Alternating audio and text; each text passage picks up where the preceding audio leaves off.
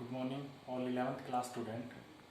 बेटा हमने पिछली क्लास में सेट्स का इंट्रोडक्शन पार्ट पढ़ा था। आज हम अपनी एक्सरसाइज 1.1 स्टार्ट करने जा रहे हैं। 1.1 का फर्स्ट क्वेश्चन देखो क्या है हमारा। फर्स्ट क्वेश्चन बेटा क्या है, which of the following are set. पहले तो हमें बताना है इनमें से कौन सा सेट है एंड जस्टिफाई योर आंसर, और फिर उसका रीजन भी देना है। देखो फर्स्ट पार्ट हमारे पास क्या लिखा हुआ उसने, फर्स्ट क्वेश्चन का first part, the collection of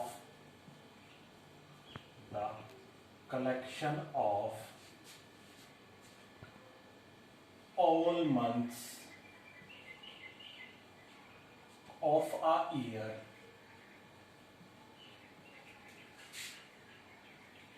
beginning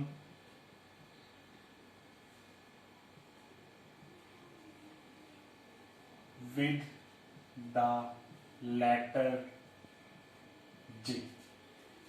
first question का फर्स्ट पार्ट है। पहले तो पूछ रहे क्या ये सेट है, तो देखो मैंने सेट की डेफिनेशन बताई थी बेटा। सेट क्या होता है, well defined collection of object. और पूछ रहा है फिर हमें इसका रीजन भी देना अगर ये सेट है। तो देखो क्या कह रहा है फर्स्ट पार्ट में, the collection of all months of a year beginning with the letter G. कह रहे साल के अंदर वो महीने वो मंथ्स जो जे लेटर से स्टार्ट होते हैं। तो जे से कौन कौन से स्टार्ट होते हैं, जनवरी, उसके बाद कौन सा होता है हमारा जून, उसके बाद कौन सा होता है जुलाई। जनवरी जून जुलाई, 3 महीने हमारे पास जो जे से स्टार्ट होते हैं, जनवरी जून और जुलाई। तो अगर आप किसी भी इंडिविजुअल पर्सन से पूछोगे तो सबकी ओपिनियन में सब यही रिजल्ट बताएंगे कि सर जे से स्टार्ट होने वाले मंथ्स कौन से, जनवरी जून और जुलाई। तो ये तो सेट है क्योंकि वेल डिफाइन है। हर पर्सन की, हर इंडिविजुअल की यही ओपिनियन होगी कि सर जनवरी जून और जुलाई होंगे। तो अगर मैं सेट में लिखूंगा तो करली ब्रैकेट से क्लोज करूंगा तो ये सेट हो गया। सेट क्या बताया था मैंने, सेट की डेफिनेशन वेल डिफाइंड कलेक्शन होना चाहिए, तो ये सेट है। और अगर रीजन देना चाहो तो आप क्या लिखोगे, every individual opinion is same for the months beginning with letter J। क्या रीजन दिया मैंने, every individual opinion is same. Her individual की ओपिनियन सेम रहेगी किसके लिए, जो मंथ्स कहां से स्टार्ट हो रहे हैं, जे लेटर से स्टार्ट हो रहे हैं। तो ये सेट है। इसी तरह हम इसका सेकंड पार्ट करते हैं। देखो सेकंड पार्ट में क्या कह रहा हूं, सेकंड पार्ट में क्या कह रहा था, collection of 10 most talented writer in India. कह रहा कलेक्शन, फर्स्ट क्वेश्चन का सेकंड पार्ट है बेटा, collection of 10 most talented writers in India। First question का सेकंड पार्ट है, कह रहा है collection of 10 most talented writers in India. और हमसे पूछ रहा है क्या ये सेट है। तो बेटा अगर मैं आपसे 10 मोस्ट टैलेंटेड राइटर की बात करूंगा तो हर इंडिविजुअल की अलग अलग ओपिनियन होगी। ये मैंने पिछला इंट्रोडक्शन पार्ट में बताया था। किसी की ओपिनियन में टैलेंटेड राइटर जैसे कोई करण शर्मा है तो उसकी ओपिनियन में करण शर्मा टैलेंटेड राइटर है मीन्स, और दूसरा जैसे कोई सुरभि। ऐसे हर इंडिविजुअल की ओपिनियन अलग अलग है क्योंकि किसी की ओपिनियन में 10 मोस्ट टैलेंटेड राइटर कोई और है, किसी की ओपिनियन में 10 मोस्ट टैलेंटेड राइटर कोई और है। तो ये वेल डिफाइंड कलेक्शन है ही नहीं हमारा, तो ये सेट नहीं होगा। तो इसमें लिखोगे आप no, it is not a well defined collection of object. Third part पे चलते हैं। थर्ड पार्ट में कह रहा है a team of 11 best cricket batsman of the world. A team of 11 best cricket batsman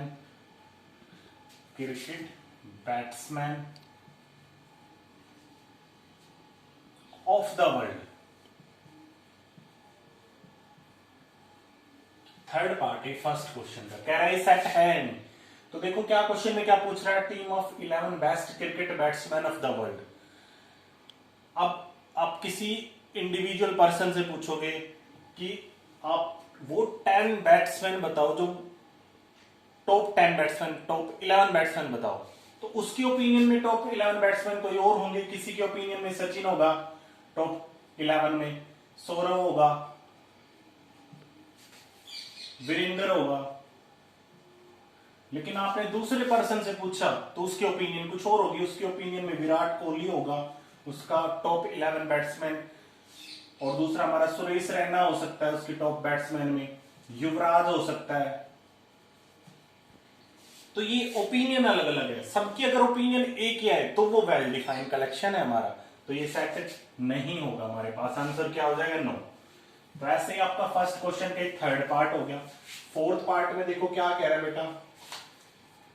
fourth part में कह रहा है the collection of all boys in your class. आपकी क्लास है 11th क्लास है, और अगर मैं 11th क्लास में पूछूं collection of all boys, collection of all boys in your class, fourth part है हमारे पास, और पूछ रहा है क्या ये सेट है। अब बॉयज थोड़ी ना बदलेंगे, बॉयज तो हमारे पास सेम ही रहेंगे। जो उनका कलेक्शन है बॉयज का वो थोड़ी ना चेंज हो जाएगा। आप किसी भी स्कूल के बच्चे से पूछोगे कि 11th क्लास में कितने बॉयज है, जैसे 42 बॉयज हैं और गर्ल्स है हमारे पास 32, तो बॉयज थोड़ी ना बदलेंगे, बॉयज तो वही रहेंगे हमारे पास सेम ही। तो ये तो वेल डिफाइन हो गया। तो ये क्या होगा हमारे पास? Yes, it is a well defined collection of object and opinion for every individual person is same, so it is a set. Fifth part पे आ जाते हैं। फिफ्थ पार्ट में देखो क्या कह रहा है, the collection of all natural number less than 100, collection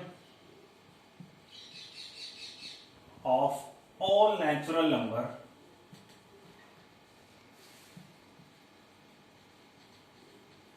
less than 100, कह रहा 100 से छोटे सारे नेचुरल नंबर का कलेक्शन। तो 100 से छोटे कौन कौन से नेचुरल नंबर हो गए, अगर हम इनको रोस्टर फॉर्म में लिखें तो 1 2 3 4 और लास्ट कौन सा होगा हमारे पास? 100। तो अगर आप किसी भी इंडिविजुअल पर्सन से पूछोगे तो उसकी ओपिनियन यही कहेगी कि सर 100 से छोटे नेचुरल नंबर कौन से होंगे हमारे पास? 1 2 3 4 और 100 तक किसी भी इंडिविजुअल पर्सन से पूछोगे तो ये क्या है हमारे पास? Set. Yes, it is a well defined collection of object and it is a set. Sixth part में चलते हैं हमारे पास। सिक्स्थ पार्ट में देखो क्या कह रहा है बेटा। सिक्स्थ पार्ट है हमारे पास collection of novels written by writer Munshi Premchand, collection of novels written bye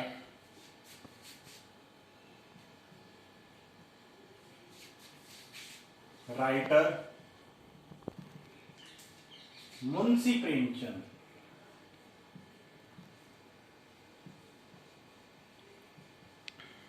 और हमसे पूछ रहे क्या ये सेट है, और सेट है तो उसका रीजन भी बताना है।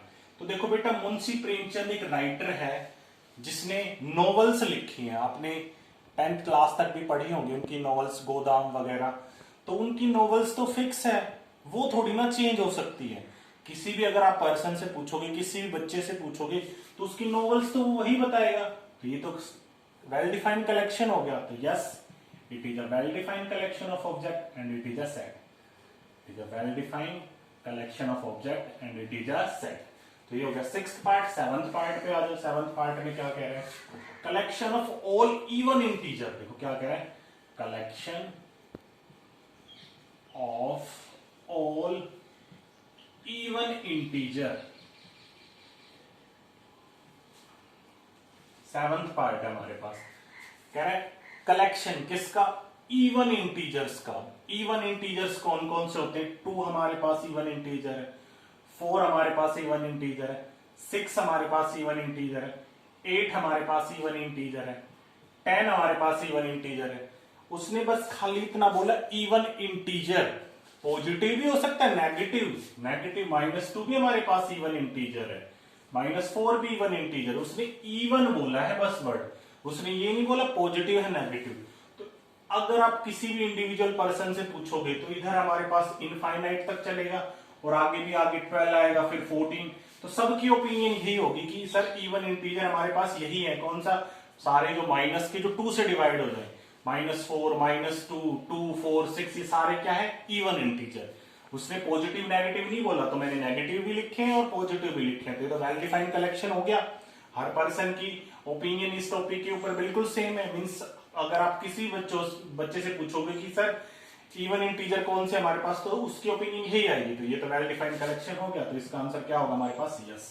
नेक्स्ट पार्ट पे आ जाओ, 8th पार्ट देखो इसका। 8th पार्ट में बेटा क्या कह रहा है, collection of questions in this chapter. The collection of questions